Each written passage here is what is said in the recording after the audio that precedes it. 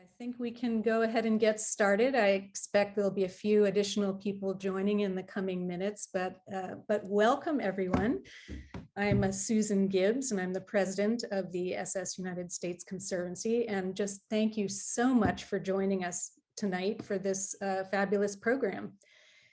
I think everyone by now in the course of the pandemic is painfully familiar with Zoom and other platforms such as this, which are great gifts, you know, that we're all connected this way, but they don't come without some pitfalls. So what we beg of everyone to kind of keep yourself on mute so that we can all kind of share this space.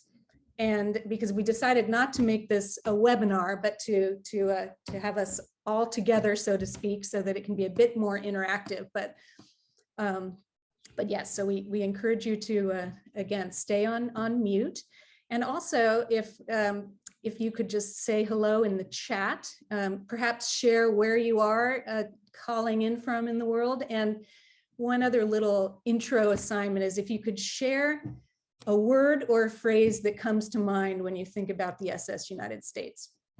Just obviously very, very brief. But again, we are so grateful to all of you for being here, and you are why the SS United States remains safely afloat, and plans are continuing to advance for the ship's revitalization. And of course, these plans include a dynamic and extraordinary shipboard museum and innovation center. As these plans advance, we are continuing to build our collections and lay the groundwork for their full digitization. And as you are very familiar with, we've launched a series of digital exhibitions, and tonight we're celebrating our latest offering, Transatlantic Trailblazers, the woman behind the art, design, and engineering of the SS United States. This is our first event featuring this exhibition, and an in-person event is now being planned, and details will follow. At the in-person event, we will have some special guests with us, including Mira Jedwabnik Van Doren, one of the artists featured in the exhibition, along with Louise Mira Dunn and Hilly Mira Dunn, who have done amazing work curating and disseminating the work of their mother and grandmother, respectively, and who is also featured in this exhibition. So I am not going to speak much longer at all, and it's just a delight to turn the program over to my two colleagues, Sydney Sheehan and Elaine Noland. And just a few words of background. Sydney co-curated this exhibition and until very recently was a curatorial associate with the Conservancy. This digital exhibition is the second exhibition that Sydney produced for us. She is currently the director of the Foreman Gallery and lecturer at Hartwick College in Oneonta, New York. In this role, she curates 6 shows a year and lectures on American art in the long 19th century and Native American art and objects from the Northeast. Her graduate degree is from Columbia University, where she researched Native American figures as mastheads on naval and trade ships throughout the United States in early and mid 19th century. And then I'm also so pleased to introduce Elaine Noland, who is the Conservancy's current curatorial associate and also serves as assistant curator at the Battleship New Jersey Museum and Memorial. Previously, she worked as a dry dock technician at historic ships in Baltimore, as a museum educator at the Independent Seaport Museum in Philadelphia, and has also worked for the National Museum of American Jewish History and the Mid-Atlantic Regional Center for the Humanities. And her graduate degree is in public history from Rutgers University. So again, it is my great pleasure to turn it over to Sydney and Elena, who will tell us all about the role of women in the SS United States art, engineering, and design. Thank you.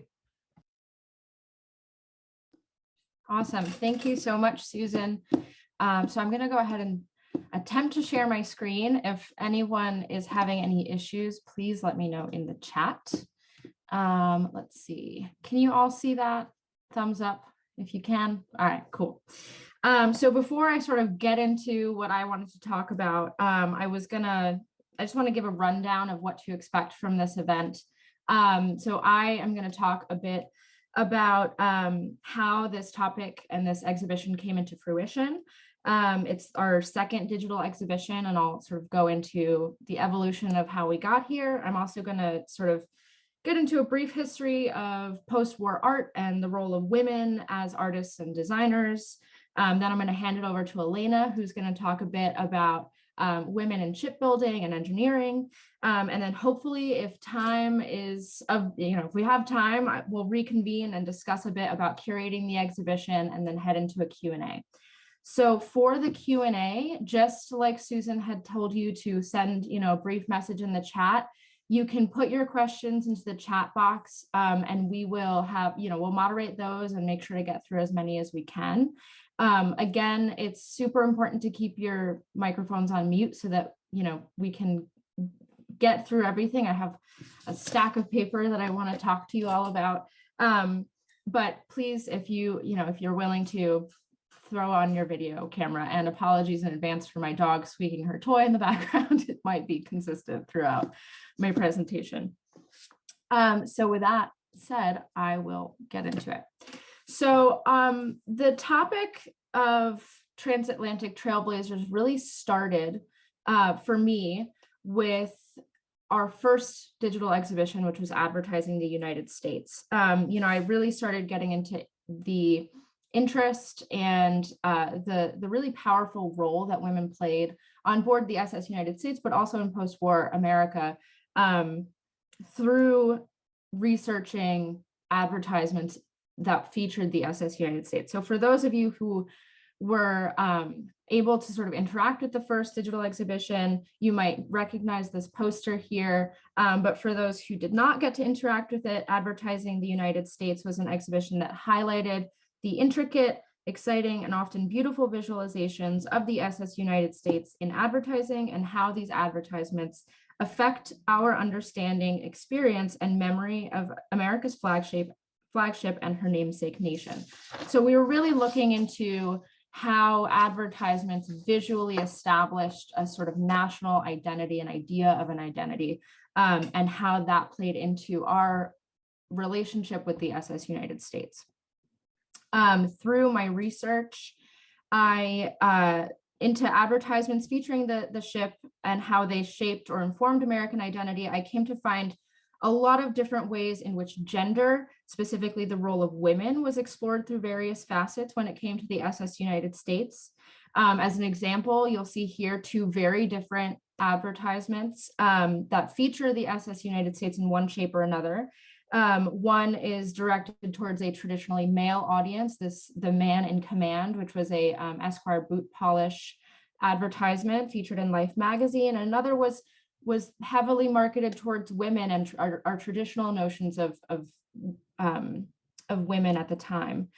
And so these two advertisements, we were looking at them as pieces of visual culture that explicitly spoke to post-war consumer audiences, and visualized ideals of the American people. It visualized notions of masculinity and femininity, and it also visualized, what the people at the time were desiring as a consumer audience. So my research into the advertisements at that time, what we sort of call now the advertising boom or the ad age, unveiled the part that the SS United States played in shifting attitudes towards women's roles in the post-war period. And I really wanted to explore this more fully through the visual culture that was created specifically for the ship itself. So that's kind of how we arrived to Transatlantic Trailblazers. I was really, really interested in how women impacted the ship, both in building, in visual experience, and today how we sort of interact with those visuals, and even in a critical way. So my role in curating this exhibition was to investigate the women who contributed to the powerful, beautiful, and expertly made artworks that were found on board the SS United States. My colleague Elena really dove deep into the engineering, the design, and women in shipbuilding. And through all of this, we learned some things that I would never have, even thought related to the ship specifically. And Elena will laugh at this, about ducks and the role of ducks in visual culture and on board the SS United States. But it was really fascinating to see how the ship itself was really echoing the change and the shift in gender dynamics at the time. So the post-war period, before I discuss a bit about the artists that were featured in the exhibition, I want to give a bit of background on the time that these women were working and the changing roles of women post-war, and specifically in the arts. So by post-war, I'm talking post-World War II. That's the time period that the ship was being built and then was launched. So the post-war period, in this case, the 10 years directly after the end of World War II, that marked the peak of women artists being collected by museums ever, basically. More women artists' work was being collected at that time than ever before, and really than ever after. We're still now at sort of going up into into museums and collections focusing on women as artists, but it really peaked from 1946 to 1956. Wartime called for women to step into new roles in the workforce. And while many women found themselves being pushed back into traditional roles as wartime ended, as homemakers, as the, housewife, some exceptional women were able to break those barriers that were being sort of put back upon them as engineers, as designers, or as artists. The context of World War II and the SS United States is crucial to being able to appreciate the style of art and design that came about in this period. World War II not only led to increased industrial production, but it also saw the invention and use of newer materials and technologies such as nylon, polyethylene, the radar, and fiberglass. So with the post-war need for materials slowing down, manufacturers saw an opportunity to reinvent production to serve a new, improved, and most importantly, modern market. We talked a bit about this shift in our Advertising the United States exhibition. We talked about how advertisements post-war, post-World War II were really pushing towards this new way of spending, new way of consuming these technological marvels. So that's the materials that were invented to make wartime efforts run smoother were quickly transitioned into serving a new American consumer audience, new modern market. The shift that was towards what we now call mid-century modern style was very much a reflection of these new and sleek forms of technology that were being produced for the everyday American. The sleek forms were not only found in furniture and interior design. So, we're looking here at an image of the duck suite. You'll see that the furniture here, specifically this coffee table, the couches, everything is very minimalistic. It's sleek. It's, has clean lines. It was very reflective of sort of this new idea of modern at the time, but it wasn't just reflected in interior design. It was also reflected in the arts as well. To get a better grasp of what that meant, we can look at Gwen Lux's Expressions of Freedom sculpture as an example of the style. So we all know, we're familiar with Gwen Lux's Expressions of Freedom because it's really a quintessential piece. And for the most part, we know it for these four figures that are in this front area here, but it was also accompanied by two eagle figures on each side. And each eagle sort of held either in its held or had coins installed underneath it that were representative of states. And so what is really interesting here is that while we can all recognize that this is an eagle, it's representative of something that is very quintessentially American, it's still doing so in a very sleek, minimalistic way that sort of echoes the time period, It echoes what people were thinking of when they thought of modern, this very minimalistic, simplistic representation, while still being extremely, beautiful, organic in a way, and sleek. And so this sculpture of the eagle is in the Conservancy's collection, and it really speaks to the cool and crisp lines that we often associate with mid-century modern design. And so, apologies for the blurry picture. The interior designers that were hired to work on the SS United States, Urquhart and Dorothy Marckwald, they had a specific vision for the art aboard the SS United States. They wanted it to be representative of luxury, safety, and modernism. We saw a bit of that with Gwen Lux's sculptures here.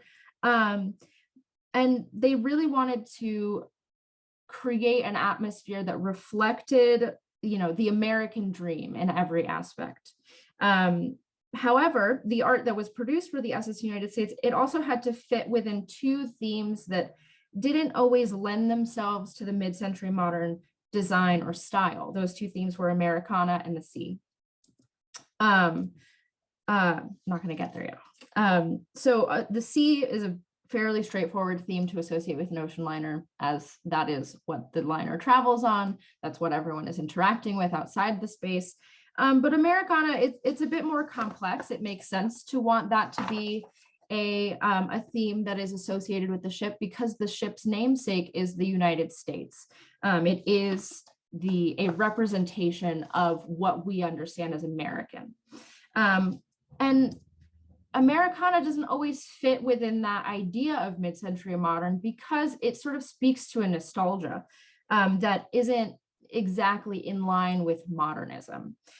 Many associate Americana with things like stars, flags, red, white, and blue, right? The quintessential classic 4th of July sort of American dream. And it does actually encompass a lot more than these patriotic elements. It's a more broad term that can be used to define and reflect on the charm of America's past. Traditionally, this was associated with folk art, a style of art that was characterized as being made by everyday artisans and people rather than classically trained artists. But by the 50s and 60s, this definition of Americana expanded to actually include prominent illustrators and artists such as Norman Rockwell and his scenes of everyday American life. So it was often described as a visual representation of American nostalgia. But when we look at this, right, this is Freedom from Want. It's Norman Rockwell's work from 1943. It doesn't really scream the luxury and fantastic design of the SS United States, right? This, which is the cabin class smoking room, definitely does not sort of translate well into this idea of Americana. Americana is very traditional. It sort of evokes the past. And so it's really interesting to see how the artists, and specifically the female artists on board the SS United States, working within these two parameters that seem to be at odds with each other. So one artist who did that in a very unique way was Cleo Hartwig, whose sculptures of ducks were found in the cabin class smoking room. So you can actually see them right along the back of that that long sort of couch. There's I think it's Mother and Young is one of her sculptures there. Hartwig's ducks, as you can see, embody the aquatic theme, right? You can't have ducks without water. And when you think about water, you might think about the sea. So it's definitely hitting that theme. But it's also absolutely working within the theme of Americana. The subject and interest in waterfowl can be linked back to Audubon's Birds of America, right? That's a 19th century quintessential sort of overview of the birds that are found in the United States. It was a very scientific, naturalistic illustration, but it's also more contemporary to Hartwig at the time, because at this moment, we actually see something really interesting within politics and within just society, in that it's sort of one of the more popular times or more notable times for something called the Duck Stamp Act. So for those who don't know, the Duck Stamp Act was signed into law in 1934, and it essentially suggested that all bird hunters have to purchase one duck stamp annually, and the proceeds for that would go towards purchasing and conserving waterfowl habitat. And that was important because their habitat had been greatly affected by the Dust Bowl during the Great Depression, and there was just a downturn in waterfowl habitat, and it really needed to be it needed to have something specific towards conserving those areas. So it became a national effort. And so you start seeing that ducks are popping up in visual culture here and there. And the Duck Stamp Act sort of propelled this competition that we have even today. It's a notorious and very, very prestigious competition for an artist to design the year's duck stamp, or, you know, it's a really can be any waterfowl, but still it has this idea, the Duck Stamp Act, that at the time was actually in its most, you know, profitable year. So the year before the first known discussion of Hartwig's commission for these specific sculptures, it was 1949, the Duck Stamp Act had seen its highest yield yet. It sold over 2 million stamps at $2 a piece. And in 1952, the year of the launching of the SS United States, the nation set yet another record, selling again over 2 million stamps and accumulated approximately $4.3 million in proceeds at the time. So in today's money, that would be about $45.6 million. So it was definitely a topic worth considering. It was on the mind of potentially, you know, artisans and artists, but it also spoke back to those nostalgic ideas that, you know, you associate with the idea of Americana and America. Hartwig's ducks in particular really made an effort to incorporate mid-century modern techniques, because as you look at them, you can see that they're actually very sleek, they're minimalistic, right? There's little detail. There's enough detail to understand what you're looking at, but realistically, it is very, very simplistic. It's using techniques that, you know, give you just enough of what you need to understand what you're looking at, but without that sort of same super naturalistic style that you might see in a Norman Rockwell and a typical Americana painting or work of art. So that's just one artist who works aboard the SS United States that sort of really seamlessly blends those two styles in a way that I have actually not seen before. And another artist who, and I just wanted to sort of go back and think about Constance Smith, who's another artist who also worked within the duck genre on board the SS United States. This is the Duck Suite, which was very coveted among passengers, especially those who were sort of part of an elite class of passengers. But it's really interesting to note the sort of differences in the way that the birds are being represented here, right? Cleo Hartwig's are very, like I said, minimalistic. They have a lot of clean and crisp lines, whereas Constance Smith's are working within a more traditional idea of mid-century modern. But if you look at an image of the Duck Suite in color, you'll notice that there's a lot of these metallic elements that might actually make you think about mid-century modern design, in that it's reminding you of these sleek metallic forms, the reflection of metal, which was very, very popular, as we saw in this image. And actually, this is the Duck Suite. So you'll see that there are metallic, the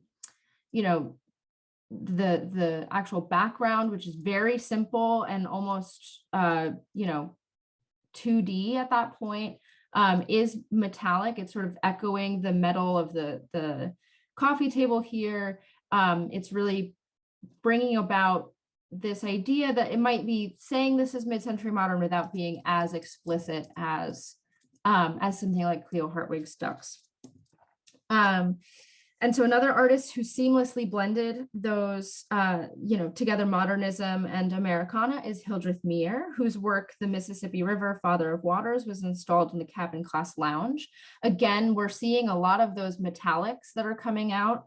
The relief shows the Mississippi River and its tributaries in white and gilded raised gesso with gold leaf symbols representing cities, and you have other accents that suggest monuments or important sites, but a lot of this is reflective. It's really echoing this idea of luxury that is often associated with modernism, right? After World War II, we know that the United States economy was at a really big high. There was a lot of new ways to spend the money. There was a bigger middle class. There's more opportunities.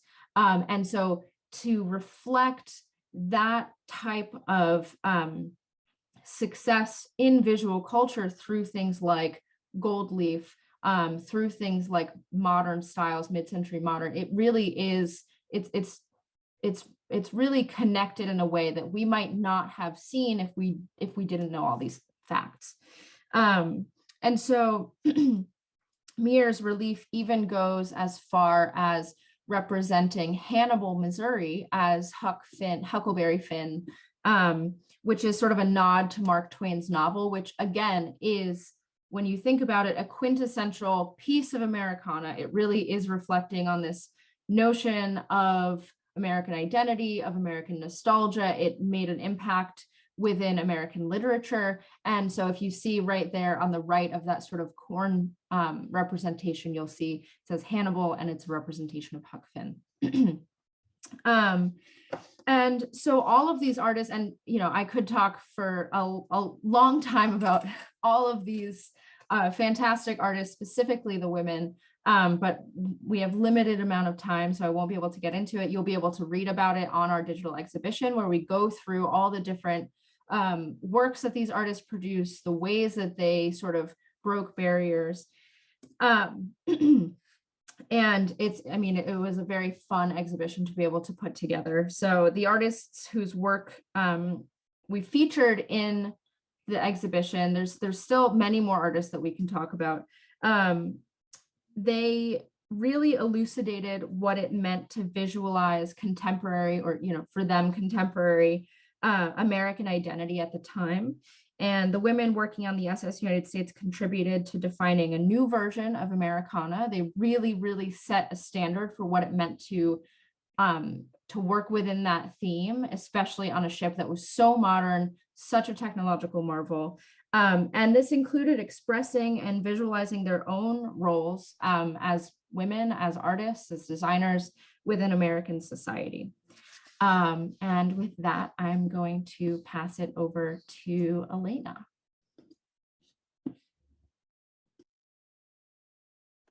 All right, give me 1 second. And while Elena is sorting that out, okay, there we go. Yeah. Okay, go ahead. Go ahead, Susan. No, I was just going to thank everyone for sharing their words that describe the SS United States. It's been so wonderful to look through the chat. Iconic, masterpiece, indefatigable, exceptional, historic, design. It's such a soothing list of adjectives. So thank you all for sharing that. And they will inspire us. They continue to inspire us. So now that Elena is set up, take it away. All right. And going off Susan said, what Susan was saying, I love how we have people from literally all the way across the country chiming in, which is fantastic. All right, so jumping off of where Sydney left off, kind of moving backwards in the interior design and decorating scheme, we're going to jump into our intrepid interior designers of the United States. An all-female interior design firm, which was pretty rare at the time.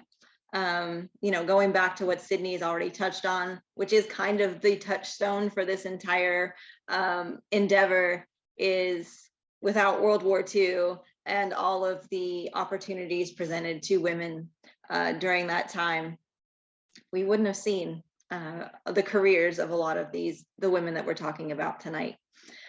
So the design firm of Smith, Urquhart, and Marckwald who were contracted to do the interior design for the United States and source the artists as well, as Sydney mentioned.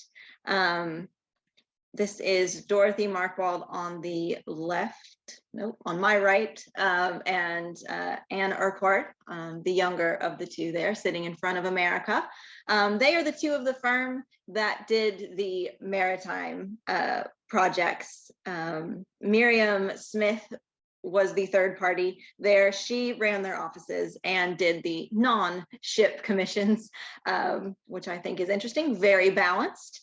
They actually inherited their firm from another woman who ran the firm before they did, that they all interned for and then worked for after that, which I think is great. Women helping women, and it's kind of a theme of their work as well. So USS or SS United States was not the first ship that they had worked on. It was not even the first one that they worked on with Gibbs and Cox and Newport News Shipbuilding. Probably their most well-known projects were the 4 ships of the Grace Line pre-war, and then SS America, which is probably the one that's most pertinent to our discussion of their work on United States as well. So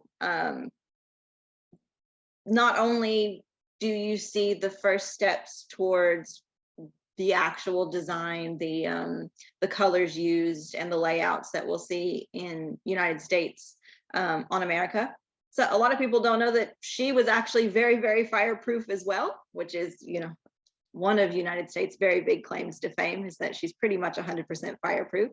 They say that America was about 90% fireproof.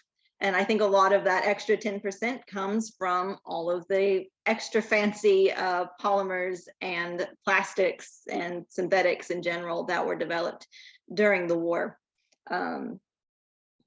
And like I said, they worked with Gibbs and Cox and Newport News Shipbuilding as well, which is good because it was a demanding long haul to get United States built. And their design on the United States really took everything they'd worked on before further. As I said, they benefited from the more complex and sophisticated plastics and chemicals that could be used to create textiles, things that will hold saturated color, like you can see here in the dining room chairs, the really vibrant red, which we saw also in the smoking lounge that Sydney showed before as well. Which is something I also find really interesting in the post-war years. You also get the increased quality in film. So you see a lot of that really saturated, bright colors, clean lines, just in general, in the more modern settings. People want to imitate that because now they can see it clearly, which is wonderful. You also see a huge step away in their work in general from maybe what you would have pictured in your mind of the pre-war ocean liners, particularly the European ones, which tend to be very masculine in their design. There's a lot of wood, you know, an occasional like deer head.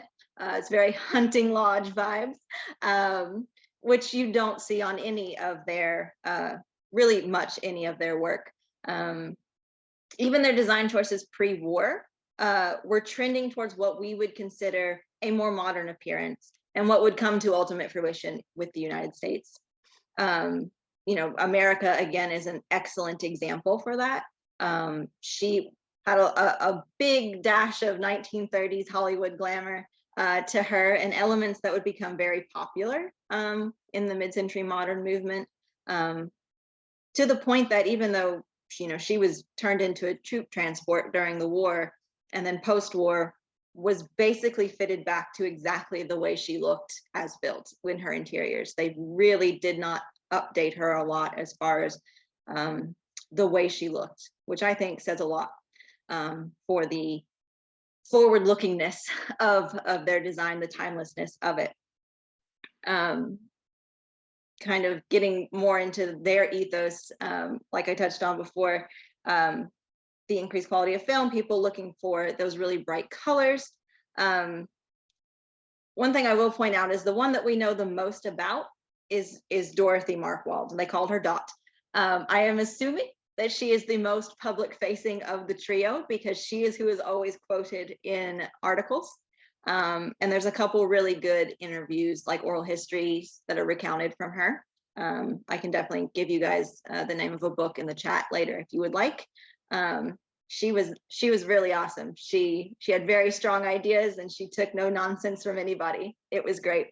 But she said a couple of times that their goal was to make a very luxurious space that people would be comfortable in, very much aiming towards what a woman of the time would want her home to look like if money was not an issue, basically.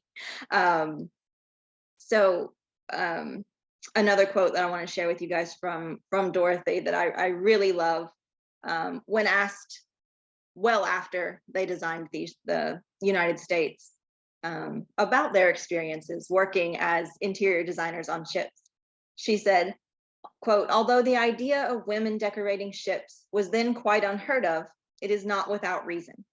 For many passengers are women, and no man could ever know as much about their comfort problems and taste reactions as another woman," which I think is excellent. And it wasn't just lip service. They really did take that down to the details, to the point that all of these staterooms have a full-length mirror so that you can see your entire outfit. And there would always be at least one wardrobe suitable for a floor-length dress, which probably a gentleman designer would not have thought of. And that, again, I think, one, it's nice, it's good, it is comfortable, things that they would think of. But it also does come down to marketing, coming back to another thing that Sydney said as well, and the buying power of women in the post-war years. Who makes vacation plans in a family? Is it dad? It's mom. So you want to ensure that mom has an excellent time on vacation, because she's the one that's going to book it again. And that's something that, anybody who works in public facing jobs today even knows. It's something we discuss on a daily basis here at my museum. You want moms. That is who you are trying to attract. But yeah, that's what I have for those ladies. And then the last, and certainly not least, lady of the design of the United States that we want to talk about is Elaine Kaplan. So she is the very fashionable lady seated here in the middle of the table in this photograph. And I have to say, and I'm sure that part of it is because my other job is on a battleship that does have a very similar engineering plant to the United States. Since we have launched this exhibition, I have had no less than 6 people ask me, not knowing that I work for the Conservancy at all, about Elaine Kaplan. So that tells me people are looking at our exhibition, guys. Hurrah. But Elaine Kaplan is an excellent, a wonderful story, coming from a slightly different avenue, I think, than the artists or even our lovely interior designers. And I will not delve deep into women's advancement in shipbuilding during the war, because that is a conversation that could go on. I could go on at length. But again, the touchstone of more schooling opportunities, more job opportunities for women during the war, particularly skilled jobs in the shipyards in particular is what I know about. But Elaine Kaplan was hired by Gibbs and Cox when she was still an undergraduate at Hunter College. She was a mathematics major, hired as an engineer. Everything I have read about her says that she was extremely intelligent. She also had the ability to convey very complex information to people that possibly were not trained, in engineering, which is wonderful. So she really rose through the ranks quickly at Gibbs and Cox. And ultimately, she was given the task to work on United States propellers. I will say everybody always asks me about the lady who designed her engines, and that's not what she did. She was specifically tasked with the propeller problem. United States really does have a very similar power plant to the fast battleships of World War II and the late war aircraft carriers. So they create a lot of speed. There's a lot of force there. What they are not is quiet, because the Navy doesn't care if their sailors' sleep is disturbed by cavitation around the propellers. unfortunately, liner passengers are not nearly as quiet about their complaints as enlisted sailors are. So she was tasked with designing new propellers that would still allow the ship to go at her extremely high speeds, but quieter. They started out with a 4 propeller design, where the 4 propellers were basically the same, but that doesn't work. The actual problem is cavitation, which for anybody that doesn't know what that is, it is when air bubbles are kicked up by the propellers, and as the bubbles go across the blades, they pop. And not only does that cause vibration and noise, it's also really bad for your propellers, and will age them quickly, which you don't want to do because they're enormous and very expensive. So she designed several different sets of propellers in various configurations, all of which had to be tested. It's very much one of those processes where you make a change to one thing, test it, and realize you have to change multiple things in other places. What they ended up with is, again, very close to what the battleship has as well. The 2 outboard propellers have 4 blades, while the inboard have 5.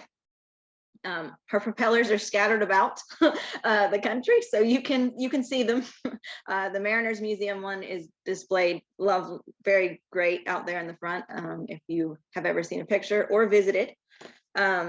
But this propeller configuration worked really well because the increased surface area on the inside propellers could better grip the water that was disturbed by the 2 outboard ones.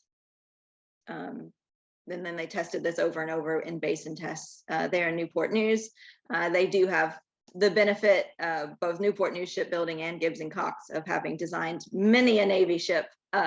So they were pretty good at problem solving by this point. But that was really Elaine Kaplan's claim to fame there at Gibbs and Cox. And unfortunately, or not unfortunately, it was a wonderful choice on her part, I'm sure. She had a baby and left the field and never returned. But yeah, that's the end of my presentation part of this. Our intrepid designers and engineer here. And then let me stop sharing this screen and Sydney can jump back in as well. Awesome. Yeah, thank you, Elena. Especially because as an art historian, the engineering specs really just it doesn't sit in my brain the same way that visual culture does. So I appreciate being able to have someone work on this exhibition that can translate those things for me and for the rest of us here. So before I share my screen again, we're just going to sort of discuss what it took to curate a digital exhibition. Elena will talk a bit about what it's like to curate a physical exhibition and then, the differences between that and how we sort of go about digital exhibitions. I want to really encourage everyone to put your questions into the chat. We will, this is like a brief sort of overview, and then we will get into a Q&A, and we're very excited to answer all of your questions to the best of our abilities. Neither Elena or myself are suggesting that we know everything, so there might be some things that you all could teach us as well. But yes, please throw those questions into the chat, and I'm going to share my screen, and let's hope that this works. Okay, so can everyone see that? Thumbs up? Yeah, perfect. So this is the homepage of the digital exhibition. And if you interacted with the first one, both of those exhibitions had their landing pages sort of like an entrance. And I wanted to do that in particular because I wanted to make it feel like it was an experience, like you're entering into something, because a lot of us who have been to museums know what it's like to enter into a gallery space and sort of have this really curated experience. And it's a little bit different when you're on a screen. You might have a dog squeaking a toy in the background, or, your kids running around, your husband or wife asking you questions, you have the TV in the background. So how do you stay focused on something like this? And these are something, these are the questions that we ask ourselves as curators who are working within an online format, because it's very, very different, as Elena will describe to you, than doing something that's physical and in person, right? You can, for lack of a better word, sort of like keep people or trap people into a gallery space and make sure they walk through and experience a little bit of everything. But for an online exhibition, it's just as easy as closing a tab and deciding that you don't want to continue working through it.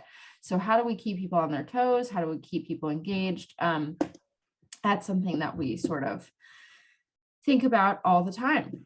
So we enter into the exhibition and it gives us an overview, and I'm sure those of you who have interacted with this is very familiar to you, but the reason why I wanted to show this off is because it's really important for digital exhibitions to sort of have this landing page because of those reasons that I just said.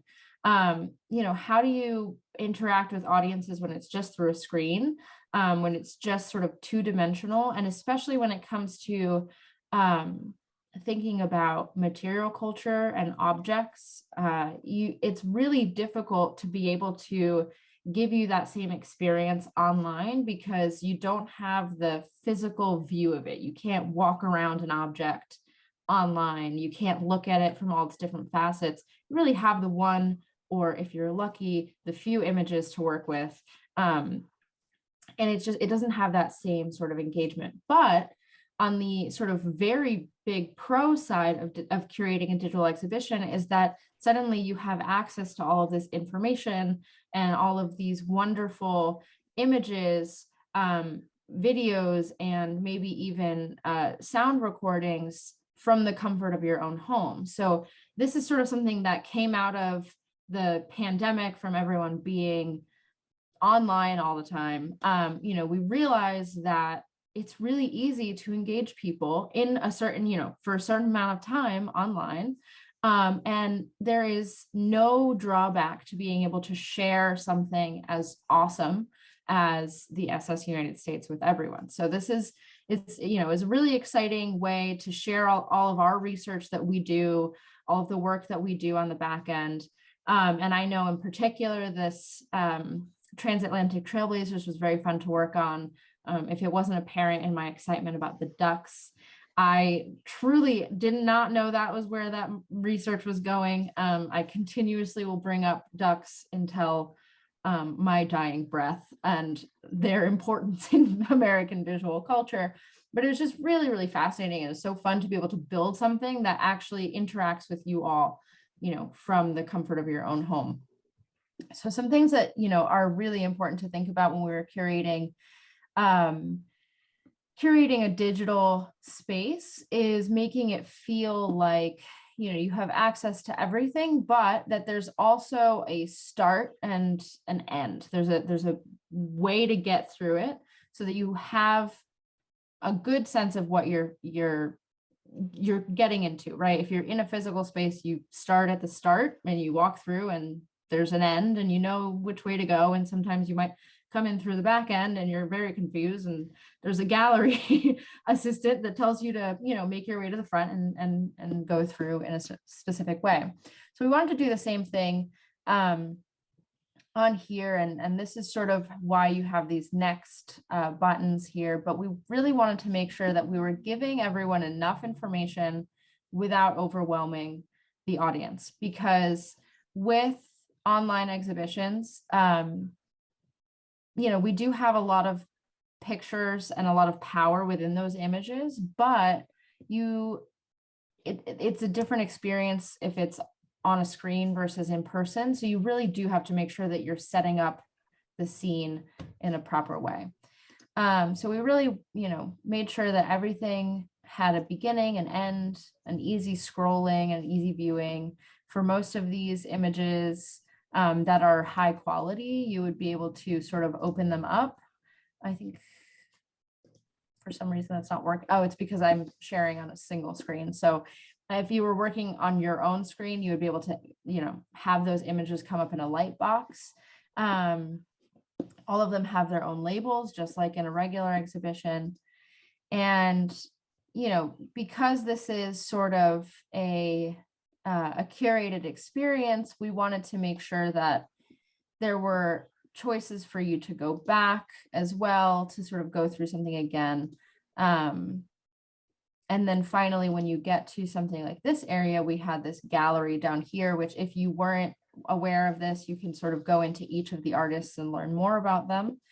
But it is really, it's a challenge to be able to engage visitors, you know, quote unquote visitors online, because it really isn't the same experience as being able to go somewhere and talk to people while you're walking through and things like that. But we have found that it's been really, really popular. Our first exhibition has been, you know, amazing. And this one has been equally as amazing. And I'm sure the Conservancy has plans to come up with new content. And it's really exciting because, you know, it's always changing, and you can archive it and keep it, you know, available to the public for as long as necessary, which is not something that physical exhibitions have the always have the luxury of doing. And yeah, I mean, I don't know, Elena, if you have any other sort of thoughts or things to mention on that end. No, a lot of that was you know, my same thoughts. Sydney and I have had these discussions at length many times. One of the things I did want to point out, though, like the very first, not the interpage, but the landing page, and then the page where you can, yeah, this one, and then the page also where you can click on the various artists. I really like that as well, because there are a lot of guests in museums, physical museums as well, that could not care less about your very carefully curated narrative through your exhibit. So, you know, giving people the options to also feel like they're going a little rogue in their consumption of your story, I think is very good as well. I like that. You know, there's always a chance that they're going to miss something. You know, they're not going to click all the buttons, but that happens in a physical museum as well. And just circling back to the ducks, because that was really the highlight of this exhibition for all of us. Literally, the ducks came from a throwaway memory that I have of being very small at my grandparents' house, watching like a 60 Minutes documentary on the duck stamp competition, the painting competition. And I mean, I was probably like 6 when I saw this.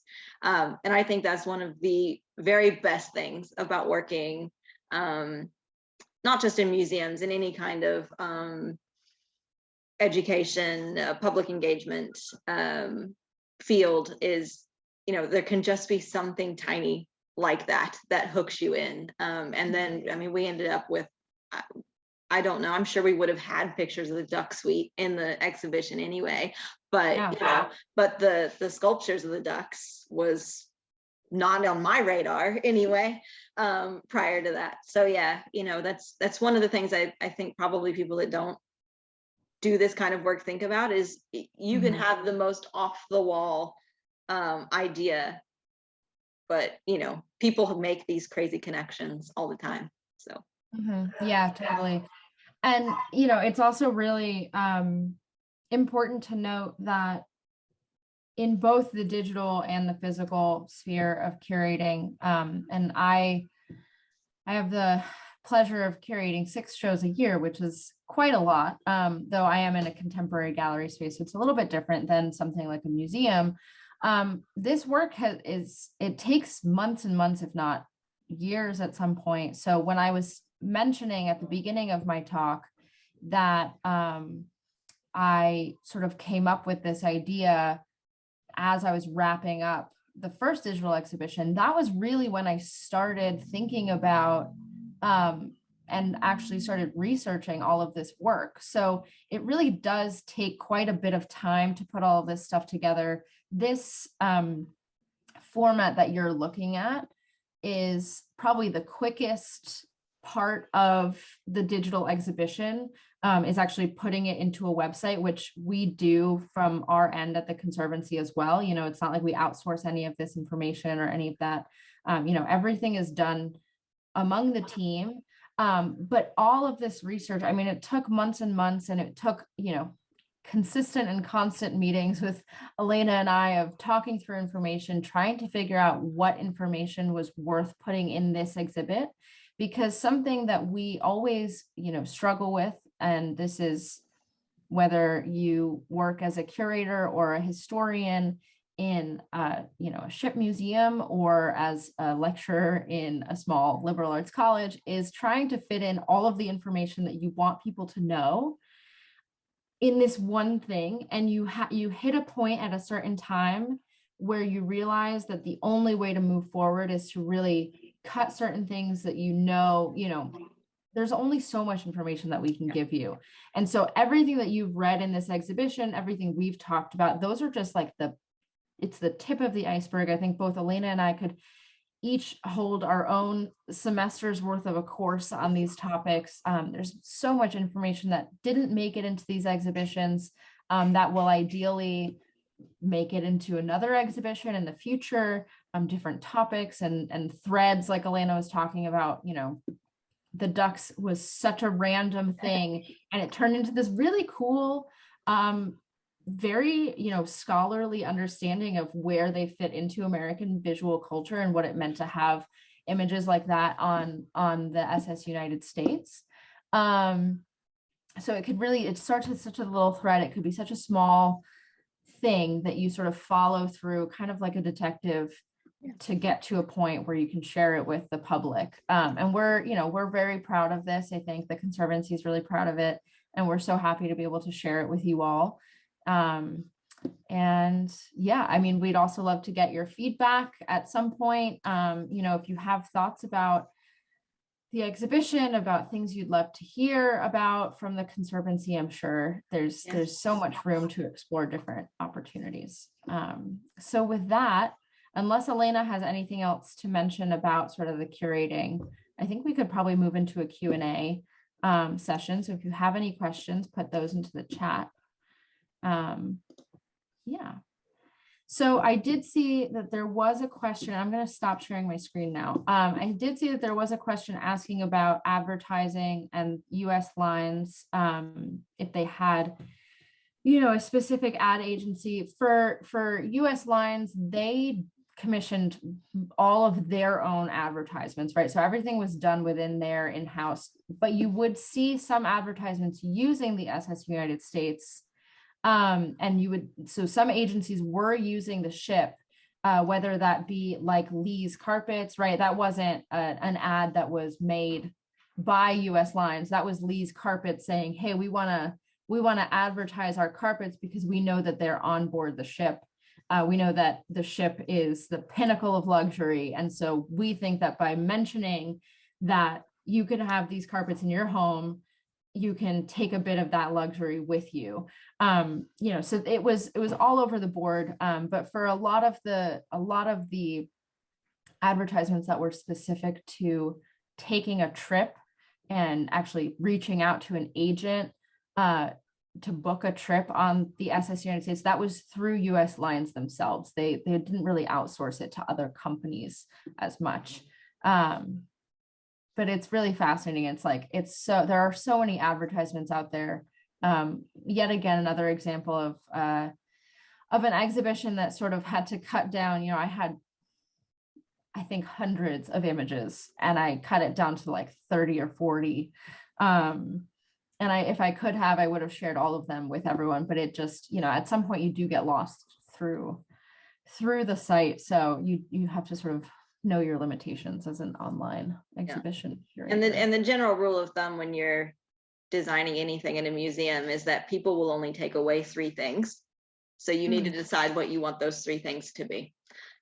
So inundating people with all of the breadth and width of ads and images can actually muddle it, even though it's amazing to see just how often she featured in things. But yeah, it was really interesting throughout the research for the first exhibition and this one to see how the SS United States, it was used. There was a portion of the first exhibition where I called it the United States as stage, and it was really playing on the idea that that there were a lot of companies, a lot of individuals that saw the SS United States as being something worth emulating or something worth associating with, so they can sort of benefit from that. And you know, there's that classic Vogue image of a woman standing right in front of the SS United States, but it's just really, really fascinating to me how there's so many facets to the ship that without looking at it through a specific lens, you might not realize, and you might not realize how big of a impact it was on sort of establishing a type of national identity and national visual identity at the time. So yeah, and again, please put your questions into the chat if you haven't already, or if you'd like, you could raise a hand. We'd be happy to answer anything you got. Yeah, and maybe I'll while people are thinking of their questions, I actually was speaking with Mira Van Doren earlier today, and she reminded me of the fact that despite these extraordinary contributions of women to the art and design and engineering of the SS United States, none of the women were permitted to accompany the ship's delivery cruise to New York before the ship's maiden voyage, or both sets of speed trials, because it was considered that women aboard these voyages would be bad luck. And she was Mira today, she's still pissed about that. That's fair. As she should. Yeah. So it's just interesting that, you know, the cultural norms of the time, you know, there were some restrictions. Mm-hmm. It's still that way. Sailors are superstitious. Yeah. Oh, absolutely. And I also think it's really interesting because, and someone had mentioned this in the chat, I was looking through, that they had not thought of, you know, ships or design spaces as having or being associated with gender. And that's actually, you know, even though it's not it might not be on the forefront of your mind, it really is in there, because ships are referred to as she's, as hers. They're feminized in that way. That is only in America and Britain, though. Yeah. Exactly. So it has a lot to do with language. And actually, it's also, I'm pretty sure it's like that in Russian too. Russian ships are all he's. Oh, interesting. In German, it depends on what their name is. Huh. At least in naval ships. Yeah. And so, but like Elena said, there's so much superstition there. You know, with my background in researching figureheads, you know, there was always, and I was specifically researching the presence of indigenous figures on ships. You know, you'd have like the Indian princess or the Indian chief, right? You'd have these two dichotomous figures, but one is representing extreme masculinity and the other is representing extreme femininity. And so it really does impact, whether you realize it or not, the aspect of gender really does impact the way that you sort of experience these places and spaces. And I totally, if it were me, if I designed something for the ship and then they told me I couldn't get onto the, you know, on there, I would probably like dress up as a man and make my way on, because I would not be able to not appreciate it in its, like, you know, heyday. It's like that first experience. Yeah. So I totally understand Mira's frustration. Yeah. On a totally different note, and you touched on this earlier, but could you elaborate a bit on the fact that the SS United States was a convertible troop ship, had an extensive naval subsidy, was really, you know, as William Francis Gibbs liked to say, you know, you can't set her on fire, you can't sink her, you can't catch her. I mean, she was really had battleship bones, and this whole focus on fire prevention and safety, and I mean, that obviously had implications for the artists and designers who contributed to her interiors and well, to the whole thing. So I just maybe if you could just elaborate a bit on some of those parameters and constraints. Yeah. So yeah, she was designed to be able to be very quickly converted into a troop transport ship. I don't think anybody really knew what was going to happen in Korea specifically, but everybody knew after World War II that things were going to come to a head between the Soviet Union and someone, probably the United States. We just weren't sure where it was going to play out. So yeah, that was basically the only way they got the ship paid for, was that the US Navy underwrote it by a considerable amount. I cannot remember the exact percentage now, but yeah, that was, and one of the selling points was, as Susan pointed out, the fact that she is exceptionally safe. She is exceptionally fast.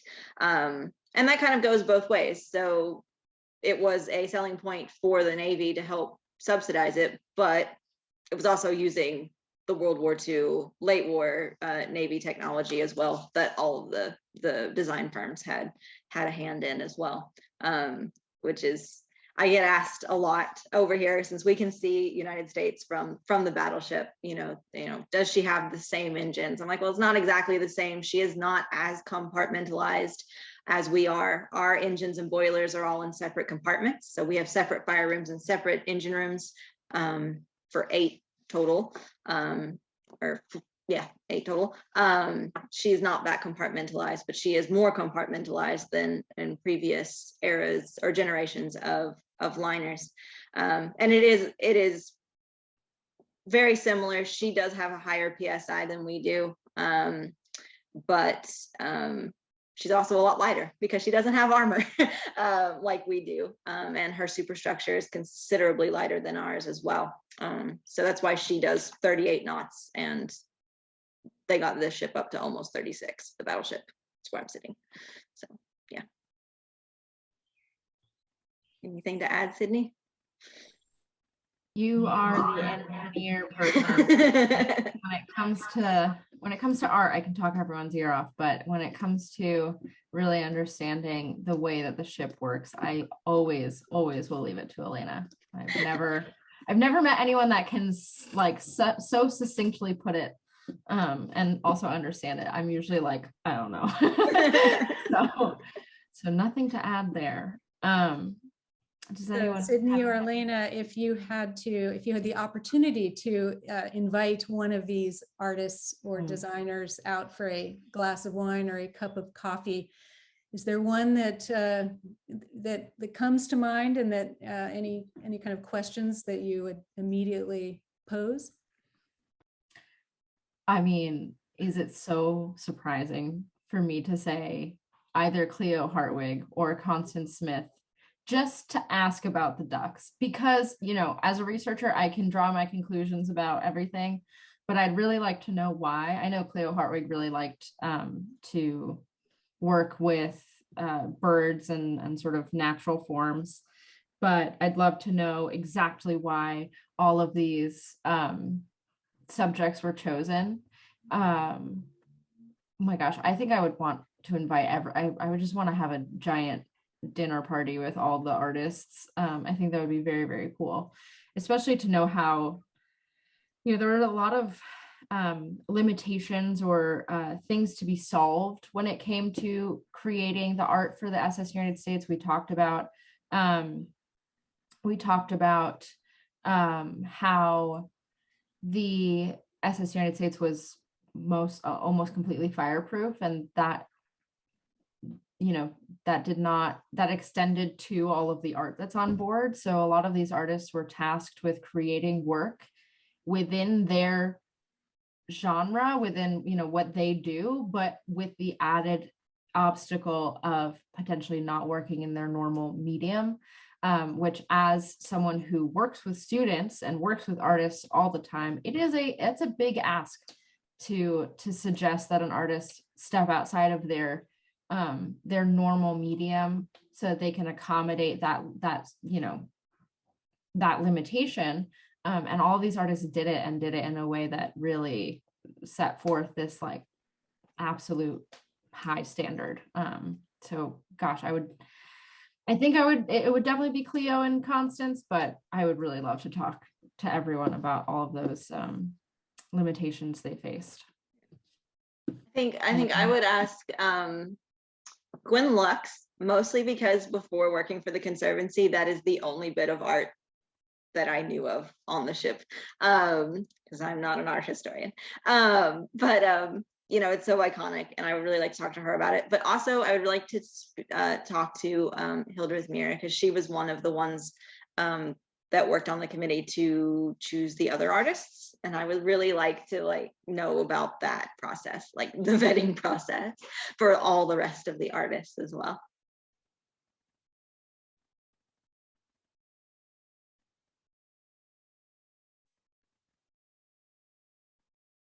And I would like to reiterate Susan's comment in the chat that if you have suggestions for future exhibitions, please drop us a line. We love community buy-in.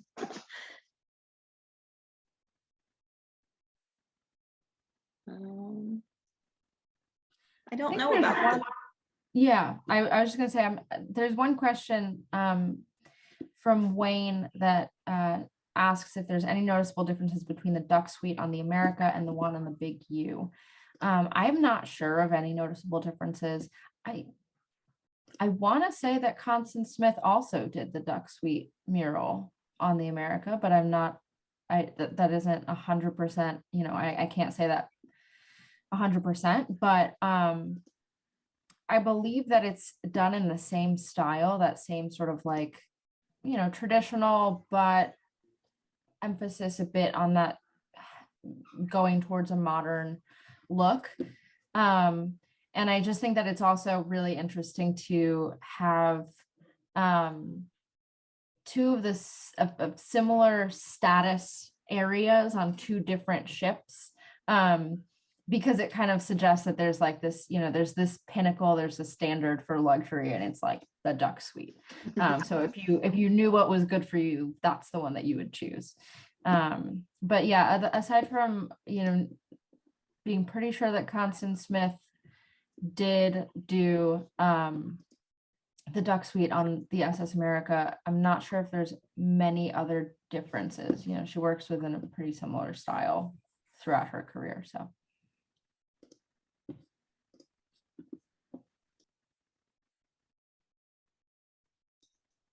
well, if we don't have any other questions, you know, there's always you emailing the Conservancy. I'm sure everyone on the team is always happy to talk about this topic and many more. We've got a when's the next event question. I'm sure that'll be announced soon. There's a lot of updated events coming up. I'll leave that to Susan. But again, if you have any last minute questions, please feel free to. There is one about America's design. So when she was put, I think I said when she was put back to her liner configuration post-war, they really did put her, they recreated her interiors basically exactly to how she was as built, and she stayed that way until she was taken to the breakers. So that she really wasn't, her interior design was not really updated to reflect the United States as that sounded very awkward. So no, something that really speaks to the forward-lookingness, not sure that's a word, of our interior designers, because they made something that was very timeless. No, yeah. Pop culture, I like that. I'll write these down. Yeah. Yes, we are planning future events. Of course, this summer is the 70th anniversary of the SS United States' record-breaking maiden voyage, and so there are going to be a variety of commemorations of that, both digital and in person, which we will keep everyone informed of as these plans solidify. We also have the SS United States Conservancy's Maritime History Cruise that is departing from New York City on August 21st. There will be a bon voyage party in Manhattan And then it is not too late. If anyone, I know some people here are going to be attending that event or attending the cruise, but there's still space. So we would love it if anyone can still make that work in August. It will be a fantastic time together, going to New England and Canada's maritime provinces. And yeah, so more to follow. And of course, we will keep all of you posted. If you get our e-updates or follow us on social media, we'll keep you informed of all that we have up our planned, and certainly future exhibitions, again, gearing up toward that day when we will have a physical exhibition aboard the SS United States. So yes, I just, if there are no further questions, yeah, just thank you so much, Sydney and Elena, for your incredible work on this exhibition, and for, it's just, as you've heard, these are very challenging to develop, to put on, and we're just so grateful to have such an incredible team. And thank you all for supporting this cause and the SS United States, and we look forward to continuing on this journey together.